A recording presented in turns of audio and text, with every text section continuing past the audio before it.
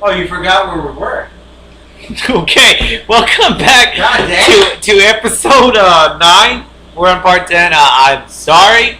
We got a little carried away with the Christians. We did. That's how much. It's fucking Christians. It's so stupid for them. Anyway, we kind of went past our due time. I hope YouTube will take it. We hope. Because we will not recap what we said. I mean, even if they don't take it, I can recapture the. Yeah, we can always recap. I can always. No. I mean, I can always cut it. Whatever. We're back at part 10, bitches. We're back. We got. You said the main points on that anyway. What was it? About the Christians. No, yeah, we were only 3 minutes overdue. Fucking Christians. This is stupid. Oh, we'll move on now because trust us, we can keep dogging on you Christians. We can fucking go beyond. Last we go take a piss, but I'll go ahead and brief y'all on what the new topic will be. Apparently, Marvel has decided to kill off Johnny from the Fantastic Four. Johnny Storm from the Fantastic Four. They decided to kill off. It was such a stupid way for him to die. I think they're only doing this because they're obviously people are going to buy it, the nerds are going to read it, and it's going to make them a little more money. And we all know they're going to bring him back later because somehow he's going to magically survive. Alright. Johnny Storm dies against an army of mutant insects. That's it. He dies fighting an army of mutant insects. He's okay, I'll rephrase that. He dies saving his nephews or nieces or whatever. He pretty much dies saving his family against an army of mutant insects. I'm not making this up. They did. What a stupid way to die, what a random way to die, and what a lazy way of a fucking production director and comic director for y'all guys to think of that.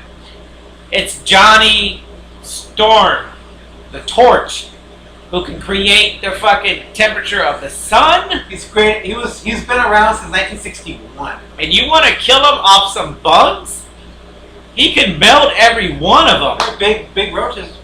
Yeah, but apparently that's his weakness. You don't have any raid, I guess. So they added, what the fuck happened? Why? They needed to sell some fucking comics. Apparently, I mean, the Human Torch's weakness were roaches with legs. What the fuck? Well, they killed him off, and then they added Spider-Man to the group. Spider-Man joins Fantastic Four. It's a storyline 60 years in the making, brother. Oh my god, that just went to shit. And like the early 60s, that's first of all, Spider-Man's powers do not equivalent to anybody in the Fantastic Four at all. What do you do, Spider-Man? Well, I can just climb. I can climb. I can shoot webs in your eye. And I can jump. I can climb and jump. What can Johnny Storm do? Fly. And have the power of the sun. Shoot fire. Does Spider-Man have any of that? No, not at all. So, good job, Marvel. You get you're the jackass of the week. Jackass of the week. Oh, wow. What a way to just lose an audience, y'all. Yeah, I mean, they've been losing kind of, that's why they did it, because they lost a lot of audience. Well, they lost me when they did the movie of Ghost Rider with Nicolas Cage. That was pretty bad. I can accept the fact of the X-Men and all that stuff. I can accept that. Anything involving 20th Century Fox is probably shit. But for them to make Ghost Rider that bad? And Fantastic Four the movie, and Fantastic Four Rise of the Silver Surfer, which was the better movie. Yeah, it was better, but I mean, not by that much. Not by that much. But compare all that to the X-Men. You gotta give it to the Fantastic Four. Wait a second. You'd say that Fantastic Four was better than X-Men 3? Yeah. Well, Well, yeah, but would you say it was better than X-Men, the first one? Yes. No. I don't like any of the X-Men. At least Fantastic. Look, they might have had the wrong characters, but at least some of the story was there. Some of it, which was more than enough than the X-Men. They had none of the original cast and none of the original plots.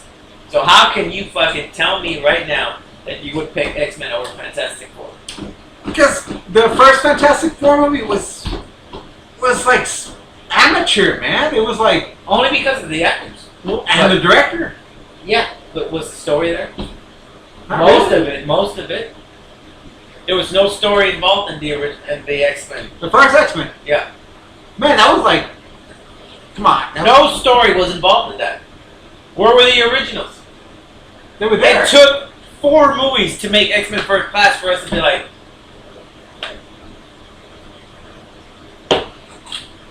All right, brothers, you gotta tell us right here. Fantastic Four, the original, against X-Men. versus the first X-Men, which is better? I'm gonna say, beyond a shadow of a doubt, has to be the first X-Men. I'm going to ignore that because I want to punch him in the face for even saying that. Oh, it was the first one. Damn it. It was, man. You know. Fuck X-Men trilogy. Oh, how about this? Here's a little bit of trivia regarding that. No, I'm not even the first no, Fantastic Four no, movie was directed no. by Tim Story, who made those barbershop movies. We're going to... And who was in one of those barbershop movies? Kevin Bacon.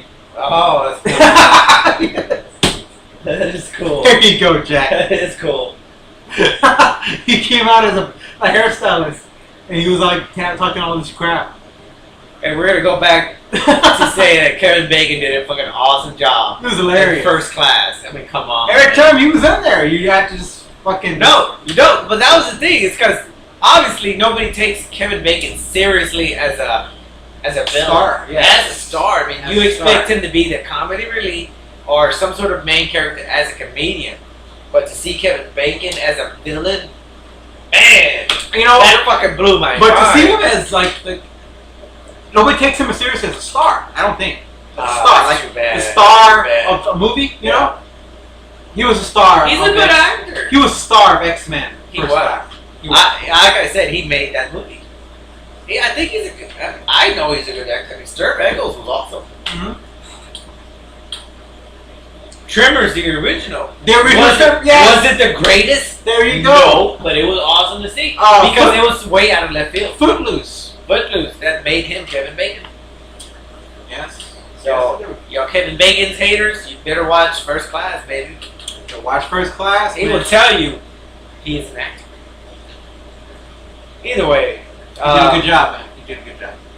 going back to the Johnny Storm. What the hell, man? Apparently Marvel is just losing people left and right. Well, they're just doing anything they can to get the readers back on the comic. But I think that the thing is that about comics is that if you look at any of the books, let's say you just go tomorrow and you pick up an issue of X-Men, you have no fucking idea what's going on. You're just like, what the? Who Yeah, we're just lost by now. What the fuck? Laz can say that because Laz is more of a hardcore reader on anything, comics and all that than I am. I keep up with it here and there. But Laz knows more than I do. So for him to say that, it's got to be pretty bad for Marvel now. It is, brother. It is. But it always goes in cycles. So they'll get it straight. That's why Marvel gets their ass kicked by DC any given day. All right, brothers. I'm gonna go into a little brand new segment here. It's called Laz's Comic Book Corner, and I'm gonna tell you about some series that y'all probably didn't know about, right? Okay, here's an awesome series that y'all should look up. It's called Thor Viking. Okay, and basically what it is that there's this group of Vikings. They were cursed. It came out before the Pirates of the Caribbean movies. Okay, it was way before that. And I have the entire miniseries. It's pretty good. Basically, there's this group of Vikings that are cursed, and by this fucking they're cursed by these witches and shit, right? Because they find this gold. Yeah. And basically, what happens is that somebody finds the gold, right? That they were cursed by, and they bring it into New York Harbor, and so that brings back these pirates, these Vikings, and basically, it is a really, really gory miniseries called Thor Vikings, where these Vikings show up on New York, and they start wreaking havoc. They they kill everyone. They destroy. They fucking maim. Thor, he's there in New York that day, and he decides he's gonna fight these Vikings. And the Vikings are so powerful. They're even more powerful than Thor. They're gods. They're because of the curse. Oh, okay. They rip Thor's thumbs off. He's fighting them, and one of them grabs his thumb and just fucking tears it off. And he's like, "Oh shit, this really hurts." Yes. Needless to say, Doctor Strange gets involved. Spider-Man is mauled by... Doctor Strange, okay, is that the one with the helmet? No, Doctor Strange is the Sorcerer Supreme. He's the guy with the mustache. Who's the guy with the helmet, though? Like, that is Dr. Fate. Dr. Fate, and he is DC. Oh, hell. My bad. My apologies. So, that is a great miniseries called I've Thor. had 6 beers. It's called Thor Viking. That's a great, gory miniseries. It's good. It's very like random. It's about 4 or 5 issues. I have it. Another one y'all should check out is called 1402, and it's set in the Middle Ages, and it's what if the entire Marvel universe from the 60s was set in the year 1602 instead of the 1962. Dan, didn't we just start? Whoa, where are we at? It's already 12 minutes. What? Yeah. Good lord. How many minutes do we have? No, keep going. We Yeah. got about 3. Fuck, Yeah. it's like time traveling. Good lord. Oh, I guess. Fuck it. So, what was 16? It's 1602. Instead of being set in the year 1962, which is when all these characters were created, it's 1602. So you have all these characters there, and then the whole deal is that there's like a child that came out of nowhere, and all these characters want her. You know, they're trying to save her from Galactus. Oh. It's a fucking medieval Galactus that's showing up. And so you got all these characters. You even have a fucking Indian, Native American Captain America. Yeah. He's Captain America. He's blonde-haired and blue-eyed Native American. Impossible. Yes. They don't know where the fuck he came from. They think he's Dutch in the comic. How is he a Native American? Ain't no Native American. He's dressed like fucking in their native garb. So he's like that guy from Last Mohican. Yes, Okay. Exactly. He's Daniel Day-Lewis. He is Daniel Day-Lewis. But he's all built. He's all ripped. He's basically Captain America. Okay. And he's there. Come in, where you at? And I'll find you. He's the protector of this child. And basically, the child is fucking Nathan Richards, the son of Fantastic Four. The X-Men come out in it. They're fucking badass. What's that series you told me where? What's that? There's a new series a while ago where it's an older Captain America. He's bald and he's protecting. It is Earth X. Earth X. Anybody's out there, you gotta read Earth X. That's brothers. a great one. Yeah. Fucking random, man. I only like it because he's Captain America's all fat and old and shit, No. man. Basically, what it is that it's the future of the Marvel Universe. Future of the Marvel Universe. We'll come back to that. We'll return. Eat it, Chloe. Oh no.